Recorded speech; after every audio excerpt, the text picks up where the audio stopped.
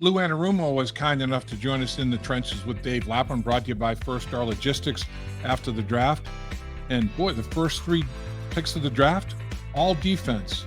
In total, 4 defensive players taken. The first 3 picks of the draft and the last pick of the draft. 2 cornerbacks, an edge rusher, and a safety. And Lou Anarumo talks about the contributions they're going to make to this football team, talks about his defensive philosophy, how they're going to be incorporated in that. I'm telling you, Lou Anarumo is a coach that is as well respected in the National Football League for his packages and how he implements his players' skills to the highest level within those packages. He has a reputation for doing that is as good as there is in the National Football League. You're going to like listening to Lou Anarumo.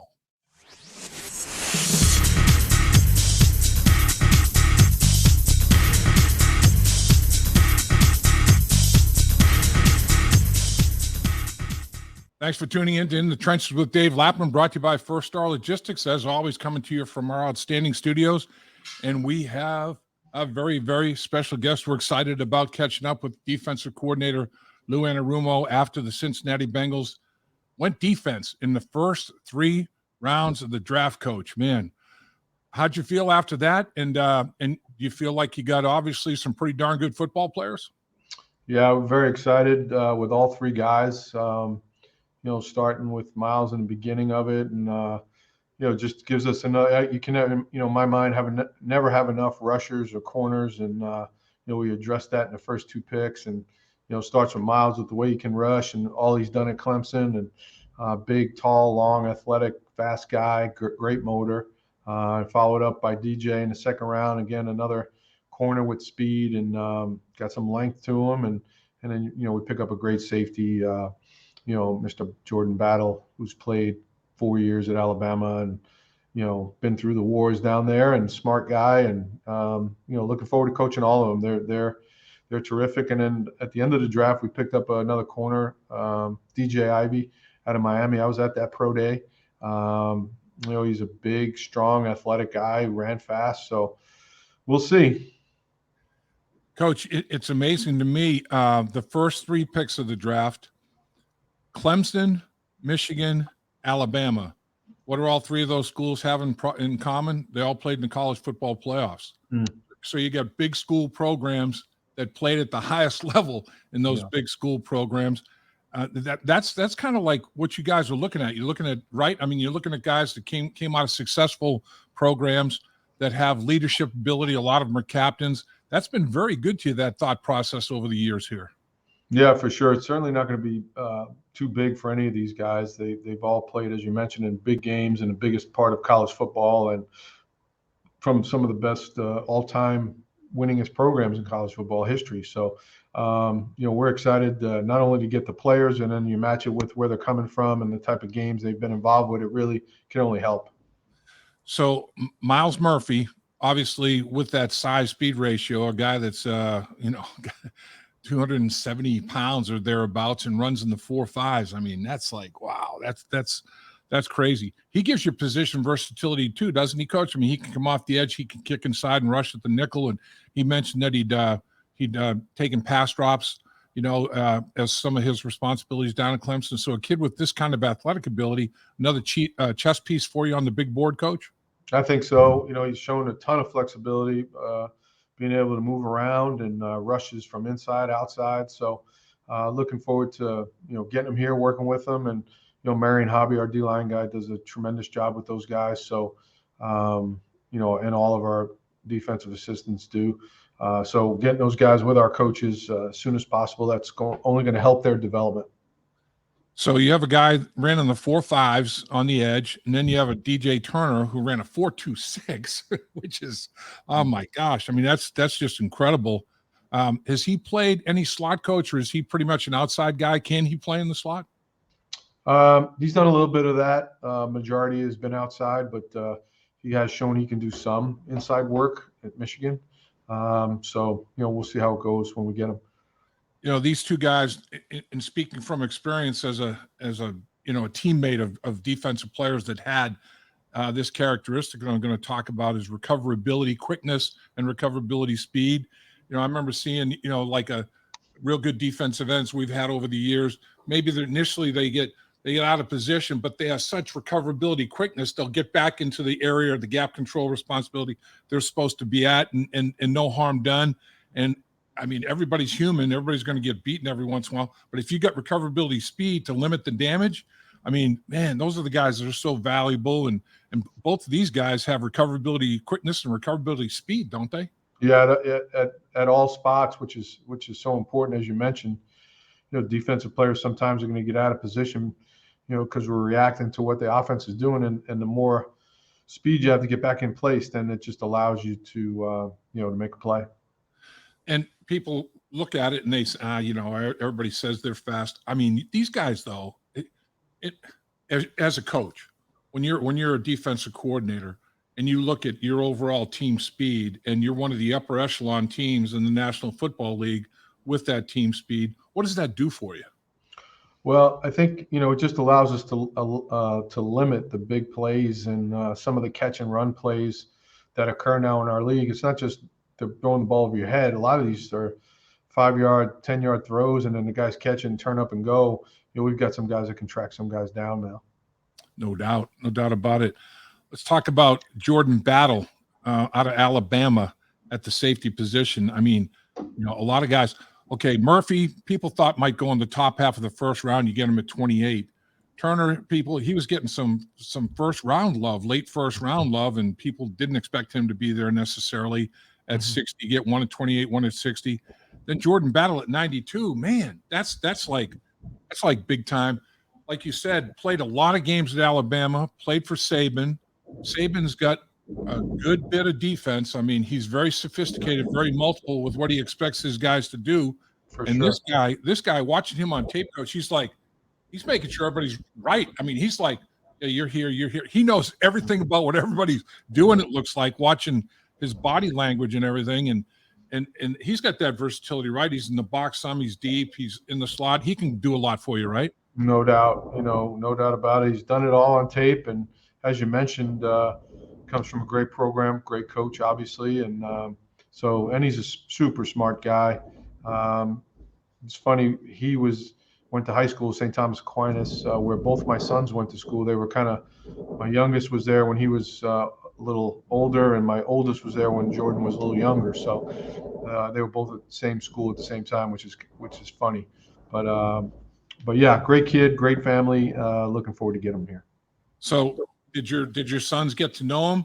Did they just know of him, or? Yeah, I don't know that, you know, they knew each other great, but I think they were in one class or something like that, but I'm not 100%. So, but I don't think I've ever heard Coach Saban be so effusive in his praise of a player as he was about Jordan Battle. It was almost like he looked at him as an extension of the coaching staff on the football field. He had that much confidence and level of trust in the kid.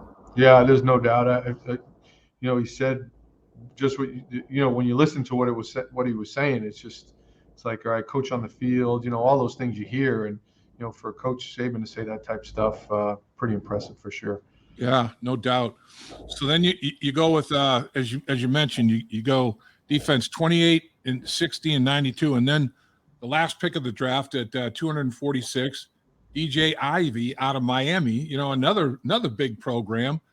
Yeah. Give us a little rundown on DJ Ivey, what he brings to the table, Coach. Yeah, just height, weight, speed for sure. Great individual, great guy.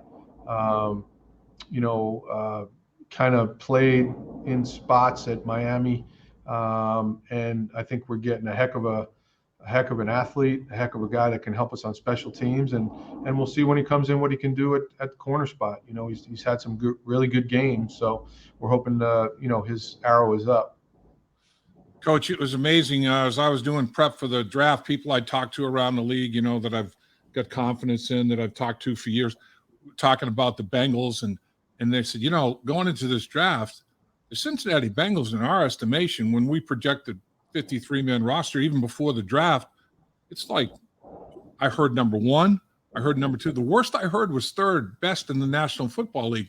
Everybody has a real healthy dose of respect for how this football team has been put together, and also, Coach, how it's being coached. I mean, there was a lot of praise about how the players are being developed and being used and utilized in their systems. And man, so it's like now you go through another draft and you have an opportunity to add on and to improve a little bit. Boy, that's got to be a real good feeling for you as a coach. Yeah, for sure. It's we've said it before, we'll say it again. It starts with Zach and all the things that he's had us do, and how we go through it as an organization, and all the way down to the scouts, to ownership, and we're all on the same page, and that's a big reason why we've been successful. So nobody has the exact same board, right? I mean, everybody runs different systems. Everybody has different expectations of the players within their system and everything that goes along with it. But I know as an organization, between the scouts and the coaches and everybody's input, everybody puts a lot of time and effort into that board. And you guys have stayed true to that board. I mean, that board is like gold. And through the course of this draft, it paid off dividends again, didn't it? I think so, and I think Duke does a great job with that part of it. Again, as you mentioned, everybody puts in a ton of time from a valuation standpoint, no more than the scouts. I mean, those guys are all over it, and then we obviously watch our guys on defense, and then we give our opinions, and but again, Duke does a great job of staying in order and keeping it to where the grades are if it comes to a decision on one guy or another. So, Coach, I know as we're doing this interview here, you're in the process of the college free agency. I mean, there's probably been some agreement with players, but they still have to pass physicals and all that. Yeah. From what you're gathering at this point in time, you feel like there's also some contributors in that area as well, in college free agents potentially when you go to camp? Yeah, you never know. I mean, I feel like we got some guys that can potentially help, but we'll find out some things. You'll like some guys running around in shorts in the spring, but until we have to go play preseason games and guys have to get off blocks and tackle, and then you'll really know what you have. And then the final component, Coach, the veteran free agency, the second phase of it, like the guys who, the market was a little drier than they thought, they're still out there and they're looking for the best possible scenario. And hey, Cincinnati, man, they're on a roll. If Cincinnati's interested, I got to sit up and talk a little, listen to what they're talking about here a little bit. Is there anybody out there potentially where you might be able to get a late signing to round out a position group, or you're in pretty good shape, do you think? I mean, I think we're in pretty good shape right now. You never want to say never to some of those things that you talked about, but I feel good about where we're at right now for sure. Yeah. So as you've evaluated, Coach, through the offseason here, what do you feel like you did best as a defensive football team last year? I think when we did a number of things statistically well, QBR against and things like that, scoring, zone, all that stuff. But when you watch the cut-ups, you go back and watch the tape, you watch how our guys communicate, get lined up, recognize formations, and play smart football. That's what I'm most impressed with, and we've got to make sure we continue that going forward. And then what would be the biggest objective? What is it, trying to accumulate? Like you said, you can never have enough pass rush, enough pressure, enough sacks, all that sort of thing. Is that another goal? Sure. Yeah. Always improving, maybe in a again, from a numbers standpoint, didn't have as many sacks as we like, but we got great pressure on the quarterback, which forced, quarterbacks into bad throws. So improving the sack numbers for sure. But also just, we're going to have 2 new safeties out there and making sure that everybody's on the same page.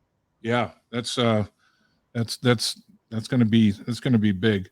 Talk about that a little bit, Coach. And I know we're running short on time here, but indoctrinating, you lose 2 great leaders on that back end. Yeah. Not only in terms of ability to play football, but all the other intangibles.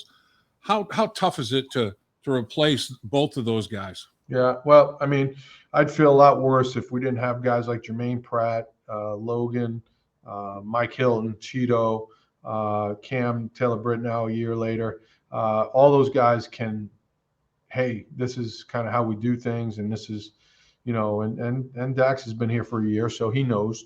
So I think if we didn't have those guys returning, I'd feel a lot worse. But I feel pretty good about where we're at and where Nick will come in, and Dax will do a great job. And then Dax and DJ being teammates at Michigan, that'll ease the guy's transition. What did Dax have to say about DJ, Coach? Yeah, I was really super excited to get him here, and hell of a player, and was really excited when we drafted him. Coach, I know you got a lot going on. Appreciate you stopping by and taking some time with us in a busy week after the draft. Congratulations on another successful draft. I mean, the team is on a heck of a roll, and you're doing a great job. Coach, I'm telling you, when you hear players now, man, I can't wait to get to Cincinnati and with Coach Lou Anarumo. I mean, now the players are like, these college kids are like, yeah, man, Lou Anarumo. What's that feel like, Coach? Huh? As long as they keep saying nice things, I like it. They're saying real nice things. It's all good. It is all good. And well-deserved and well-earned. Thanks so much for your time, sir. Thanks, Lap. As always, appreciate it, man. Have a good one. See ya. Dave Lapham here, and every day I am grateful for my experience to have played professional football.